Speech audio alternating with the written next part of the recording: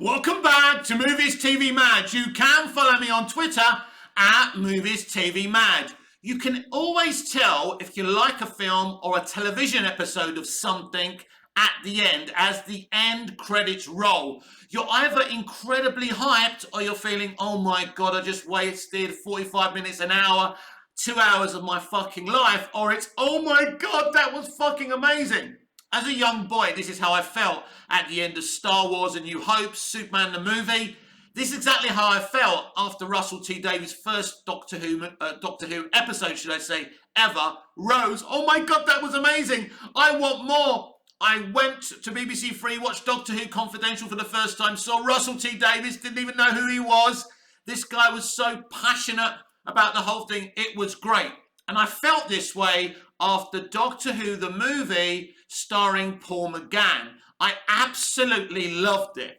And actually the ratings on BBC One were quite good. The ratings on Fox Television weren't so good. This was actually supposed to be some kind of backdoor pilot for a series, but the ratings didn't happen in America, so Fox didn't want to make it into a series, and BBC didn't have kind of the financial prowess to do it, or they just didn't want to do it on their own. They needed a partner, so Doctor Who was going to be back in the vault. Doctor Who the movie would never have happened if it wasn't for Philip David Segal, I think his name is. What a guy. American, a producer in America, massive Doctor Who fan, and he spent 7 years of his life doing this passion project. So right here on my channel, I want to thank Philip. I don't know if he's still alive or where he is. If you ever see this video, probably not, very doubtful. But I've seen the documentary on the Doctor Who the movie Blu-ray. Check this documentary out called The 7 Year Itch. It tells you all about how, Philip, I think his name's Philip, right? And, how his passion put all this together. Of course, he didn't do it alone, but he really fought to keep doing this. If it wasn't for Philip, this would never have happened. What a sensational man. Fantastic. And I'm very grateful for Doctor Who the movie. I'm so grateful for it. Now, there were many opinions and reactions from, Doctor Who fans, right? Because at the time, all we had was Classic Who before that. But I think Doctor Who the movie proved that Doctor Who with all the bells and whistles works. Doctor Who the movie shouldn't have worked. Doctor Who the movie is very Americanized. It's set, I think, in San Francisco. I think it's 1999 before the... basically, I think it's set in New Year's Eve, and that's where the story is. Paul McGann is a brilliant Doctor. His performance is great. The writing is really strong as well. The writer is English. The director is English. If I remember rightly, was the writer American? Can't remember. But basically, there was a loyalty to Doctor Who. Now, all the producers, apart from Philip, didn't want Sylvester McCoy back at all, because they felt he was the guy who was the Doctor when the show was cancelled, and they didn't think this was a good idea. They wanted a good-looking, Hollywood-looking Doctor, which they had in Paul, but also Paul, very good actor, great casting, and they didn't agree on a lot, everyone involved in this, but they agreed on Paul McGann straight away. And Jeffrey Sachs, I think it's Jeffrey Sachs, the director, who did a marvellous job. I just recently today, this morning, rewatched Doctor Who the movie, and actually the early CGI in that episode is really, really good. When the snake thing goes inside Bruce and he becomes the Master. And let's talk about the Master. Everyone kind of, oh, I don't like Eric Roberts the Master, it's too campy. Really? John Sim, who's great as the Master.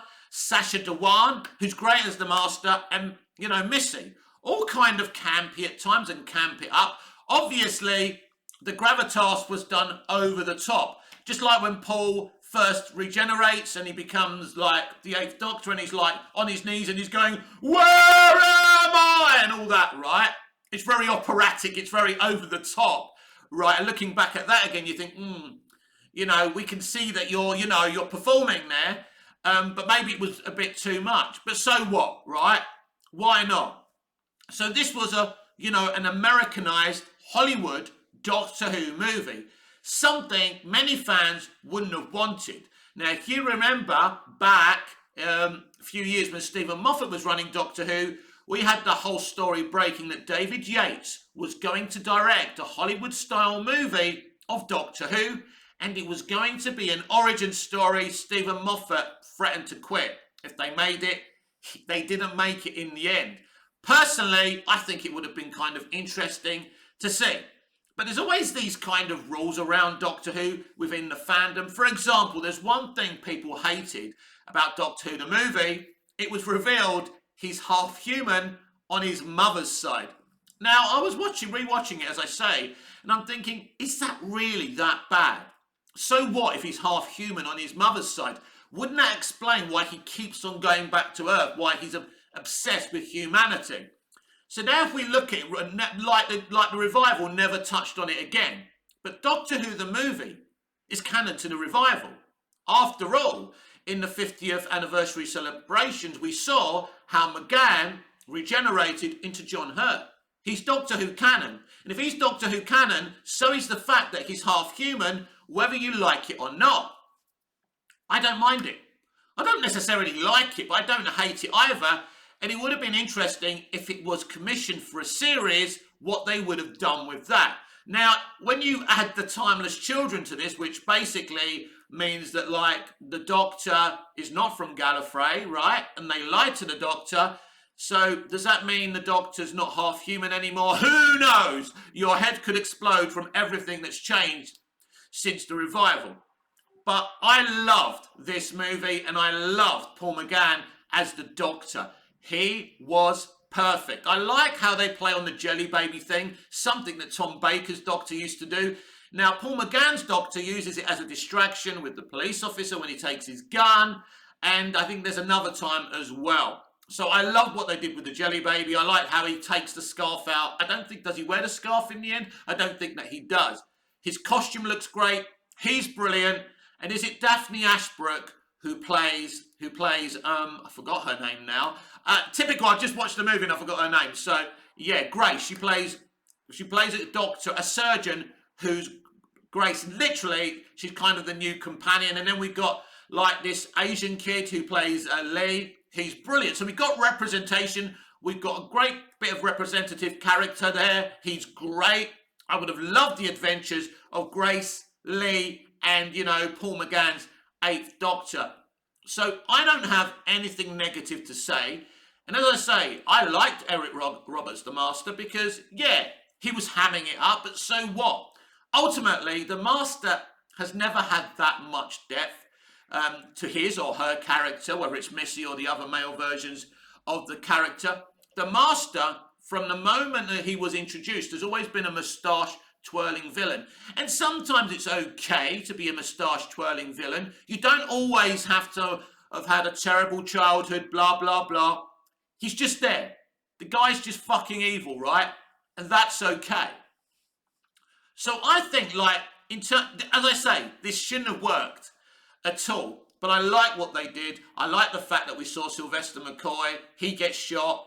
He regenerates. And then that's how they link Grace into the story. And I just think it's brilliant. And I think it really works. And I remember watching it for the first time when it aired and premiered on BBC One. And all I wanted was more. And as I said on the beginning of the video, once you know you want more, personally, that means you liked it. It worked. It definitely worked for me. It was modernised. And as I say, there's a lot of old school Doctor Who fans who don't like Doctor Who the movie. But I think Doctor Who the movie has actually aged better than the revival. I really do. I think as the years go on, and everything that's happened with the revival as well since, because it's not the love affair we were having with the revival when Russell first took it over, right, in the first few years.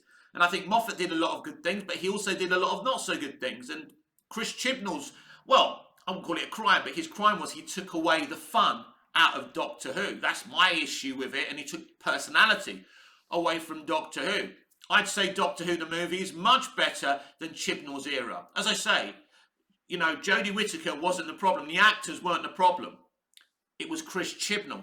Because Chris Chibnall comes across as a bit of a let's say, humorless, not so much of a fun guy. And if I'm wrong, I apologize. But it's like he put his lack of personality in his era. And this movie has personality, it has gravitas, and I love it. I love the fact they made Doctor Who epic. I love the fact they've Americanized it and made it a movie. As I say, as a Doctor Who fan, I should be absolutely offended by this and offended that they made him half human. But by the end of it, I love it. And the music. And one of the people who did the music, I don't think he did all the music, was Louise Fibre, who did the music of Smallville, I think, from seasons 5 or 6 to the series finale in season 10. So I didn't know that until I saw the credits today as I rewatched it. So looking back at Doctor Who the movie, I just want to thank Philip Siegel for fighting so hard for this project. It was absolutely sensational. This has been Movies TV Mad. I am Mick, your host with the most. Just ask your girlfriends and your wives. Please like, share, comment, subscribe, hit the notification bell so you never miss this beautiful perfection. And I'll see you very soon when I'm live. Until we see each other again, goodbye, au revoir, auf Wiedersehen. Of course, by the time this uploads, I would have already been live, so I'm not making any sense. So I'm just going to go. See you later.